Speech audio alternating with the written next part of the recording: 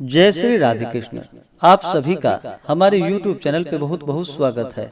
आइए सुनते हैं वैशाख मास महात्म्य कथा में 24वें अध्याय की कथा। अब तक आपने 1 से लेकर के 23 अध्याय कथा को श्रवण किया।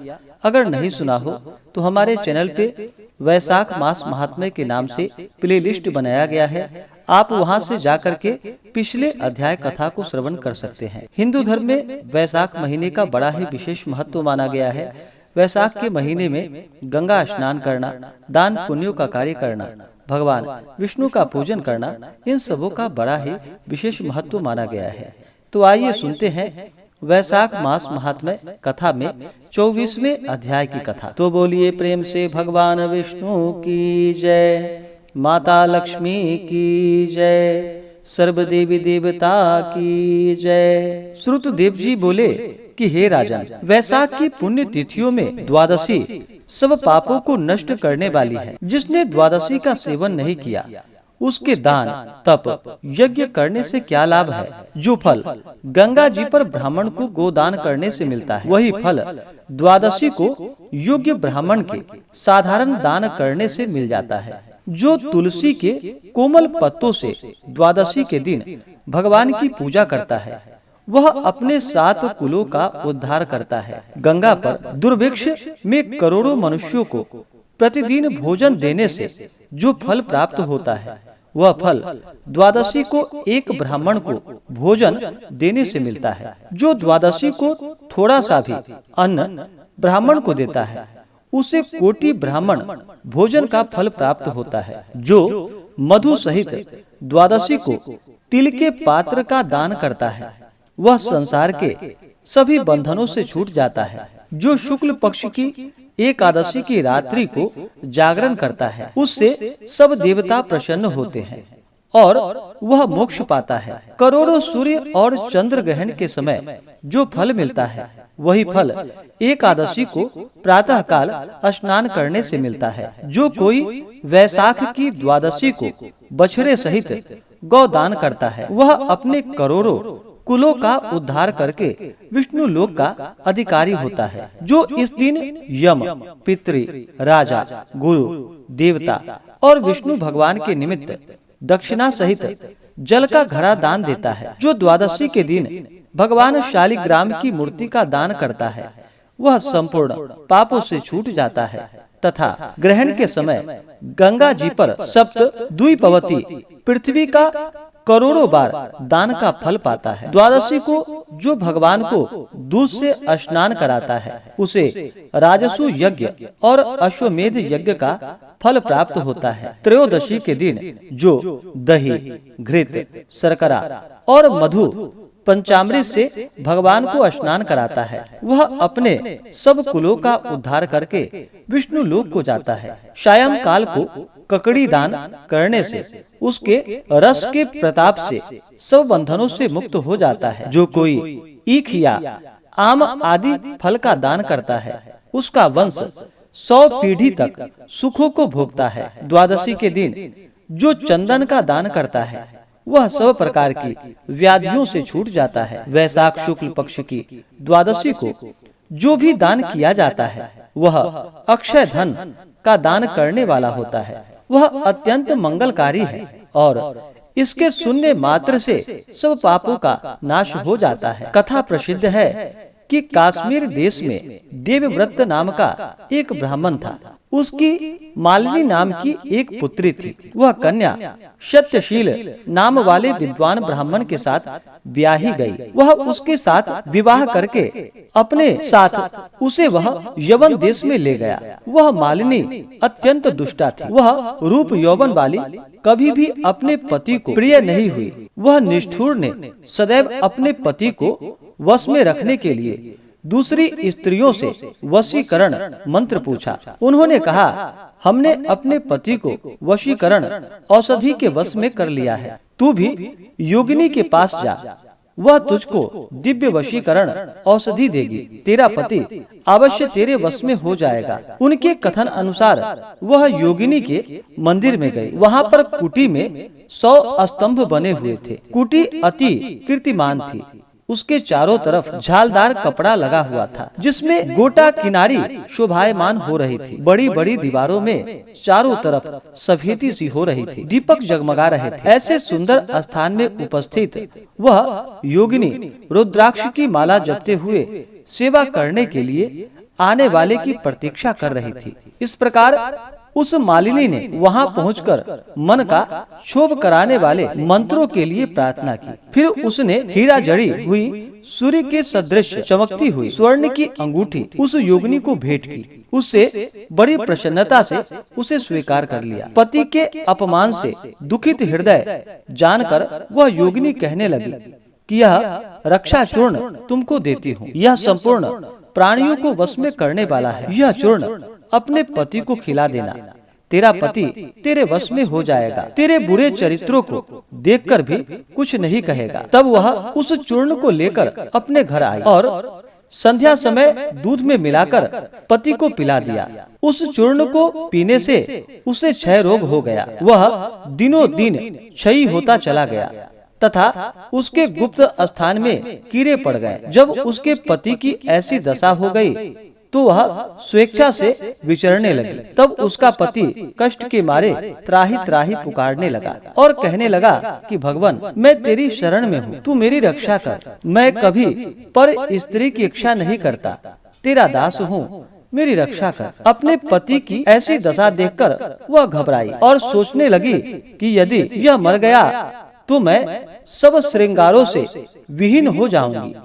ऐसा सोचकर वह फिर योगिनी के पास गई और उससे सब वृतांत कहा। तब उसने पहली औषधि का दाह शांत करने के लिए दूसरी औषधि दी। उसे पीते ही उसका पति स्वस्थ हो गया। तब से उसका पति घर में ही रहता और उसके वशीभूत हो गया। घर में काम के बहाने और कई व्याभिचारी तथा कामी उसके घर में आते रहते, परंतु उसको अपनी स्त्री के आगे कुछ भी कहने की शक्ति नहीं थी। इसी पाप के कारण उसके सारे शरीर में कीड़े पड़ गए और उस मालिनी के कान, आँख, जिह्वा में छेद हो गया। उसके स्तन कट गए, उंगलियां गलने लगी, पैरों से लूली हो गई और अनेकों कष्ट भोगी। कुछ दिनों पश्चात वह दुखी होकर मर गई और नरक भोगने लगी।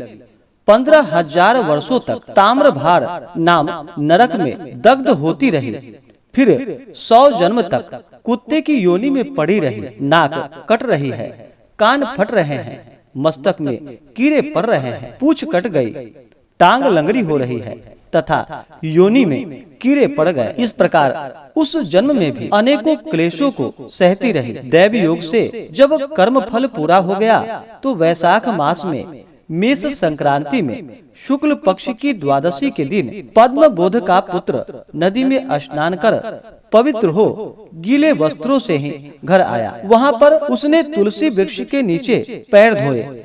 उसी स्तंभ के नीचे वह कुतिया उस चरण धोए हुए जल में लेट गई, जिससे उसके पाप नष्ट हो गए और पूर्व जन्म के सब पाप कर्मों की याद कर वह व्याकुल होकर त्राही त्राही पुकारने लगी और अपने पूर्व जन्म का वर्णन उस मुनि से करने लगी कि हे मुनि, मैंने अपने पति को विष दिया, फिर अनेक प्रकार के कुकर्म किए। जो कोई धर्म करने वाली स्त्री अपने पति को वश में करती है, वह मेरी तरह ही ताम्र भार नरक में तपाई जाती है। पति ही स्वामी है, पति ही देवता है, फिर उसके साथ अनर्थ करके स्त्री कैसे सुख को पा सकती है। जो कोई अपने पति को दुख देती है, वह 100 जन्म पर्यंत कुत्ते की योनि में पड़ती है और उसके असंख्य उसे कीड़े पड़ते हैं। अतः स्त्री को उचित यही है कि वह सदैव अपने पति की आज्ञा को माने। मैं आपके सामने खड़ी हूँ, आज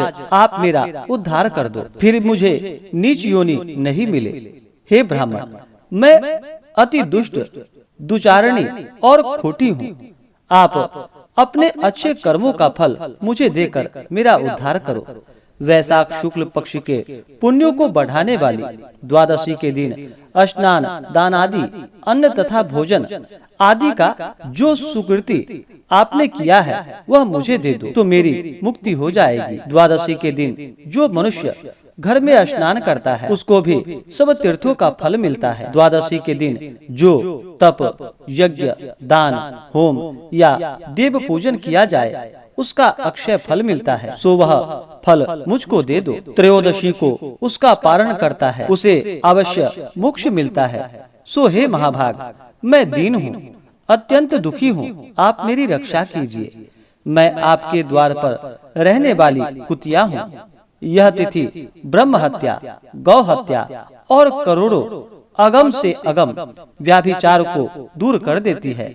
हे महामुने, इस तिथि को आपने जो महापुण्य किया है वह मुझको देकर मेरा उद्धार करो। मैं अत्यंत दीनहीन हूँ, मेरी रक्षा करो। हे द्विजवर, मैं आपको नमस्कार करती हूँ। ऐसे वचन सुनकर वह मुनि पुत्र कुतिया से बोले, अपने किए हुए अच्छे और बुरे कर्मों का फल मनुष्य सुख और दुख के रूप में अपने आप ही अवश्य भोगता है। तुझ दुचारणी ने अपने पति को चूर्णादि द्वारा वशीभूत किया। साधु के प्रति जो पाप करता है वह पाप उसी को दुख देता है। पापी के लिए जो मनुष्य कुछ करता है वह पाप और पुण्य दोनों को नष्ट करता है। जैसे मिश्री मिला दूध सर्प को पिलाने से सर्प का विष बढ़ती है, कम नहीं होता। मुनि की ऐसे वचन सुनकर कुतिया दुखी होकर ऊंचा मुख करके जोर जोर से पुकारने लगी और उसके पिता पद्म बोध से कहने लगी, मैं आपके द्वार पर रहने वाली कुतिया हूँ और आपका जूठा टुकड़ा खाती रहती हूँ, मेरी रक्षा कीजिए। क्योंकि साधु महात्मा और गृहस्थों को जो उनके द्वार पर उनकी शरण में पड़े रहते हैं उनका उद्धार करना परम कर्तव्य है। जो अपने पाले हुए जीवों और रोगी का उद्धार नहीं करते वे अवश्य नरक को जाते हैं, ऐसा मैंने विद्वानों से सुना है। सारे संसार को रचने वाला वह एक ही भगवान है। वह सबको रचकर अनेक प्रकार से उनकी रक्षा करता है। अतएव अपने पाले हुए की रक्षा करना भगवान को भाता है। जो भगवान की आज्ञा नहीं मानता वह अपना सर्वस्व नष्ट कर नरक में वासी होता है। आप दयालु हो, आपका यह परम कर्तव्य है कि आप मेरा उद्धार करो। ऐसे कुतिया के वचन को सुनकर पद्मबोध घर के बाहर आया और पूछने लगा कि क्या बात है। तब उसके पुत्र ने सब कथा वर्णन किया। पुत्र के वचन को सुनकर वह विस्मय के साथ कहने लगा कि मेरा पुत्र होकर यह क्या कहा। साधुओं को ऐसा वचन कहना उचित नहीं है। संपूर्ण प्राणी परोपकार के लिए ही है। चंद्रमा, सूर्य, पवन, पृथ्वी, अग्नि, जल, चंदन, वृक्ष और महात्मा सभी परोपकार में लगे रहते हैं। दधीची ऋषि ने दैत्यों को अति बलवान जानकर अपनी हड्डियां निकालकर देवताओं को दे दी थी।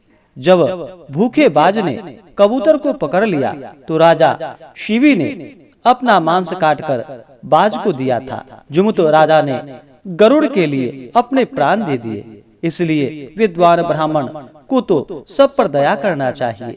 क्या मेघ शुद्ध स्थान पर ही बरसता है, अशुद्ध स्थान पर नहीं बरसता? क्या चंद्रमा चांडाल के घर में प्रकाश नहीं करता? जैसे कीचड़ में फंसी हुई गौ को बाहर निकालते हैं, उसी प्रकार इस कुतिया के दुख को दूर करना उचित है। इस प्रकार अपने पुत्र को समझाकर कुतिया से कहने लगा कि मैं तेरे निमित्त प्रतिज्ञा करता हूँ कि तू मेरे द्वादशी के पुण्य से समस्त पापों से छूट जा और विष्णु लोक को जा। श्रुतदेव जी बोले कि हे राजा, वह कुतिया अपने शरीर को त्याग कर दिव्य वस्त्राभूषण पहनकर सूर्य के समान तेज वाली तथा सावित्री के समान हो ब्राह्मण की आज्ञा मान चारों दिशाओं को प्रकाशित करती हुई वह स्वर्ग में जाकर अनेक प्रकार के भोगों को भोगती है। वैशाख द्वादशी के प्रभाव से वह उर्वशी नाम की अप्सरा श्रेष्ठ अंगों वाली तथा देवताओं को प्रिय हुई। जिस गति को योगी जनों के लिए पाना दुर्लभ है, उस गति को उस कुतिया ने प्राप्त किया। तब से ही मधुसूदन भगवान की प्यारी और पुण्यदायक यह तिथि संसार में प्रसिद्ध हुई है। इस प्रकार से श्री स्कंद पुराणीय वैशाख महात्म्य में नारद एवं अम्बरीश के संवाद में शुनि मोक्ष प्राप्त नामक 24वां अध्याय पूर्ण हुआ। तो बोलिए प्रेम से भगवान विष्णु की जय, माता लक्ष्मी की जय, सर्वदेवी देवता की जय। इसी प्रकार से आगे के अध्याय को सुनने के लिए हमारे चैनल पे अगर आप नए हैं तो चैनल को लाल बटन दबा करके सब्सक्राइब करें, साथ में बेल आइकन घंटी को दबाएं ताकि मेरे वीडियो का नोटिफिकेशन आपको समय से मिलता रहे। वीडियो को लाइक करें, शेयर करें। सुखी रहें और स्वस्थ रहें। जय श्री राधे कृष्ण। धन्यवाद।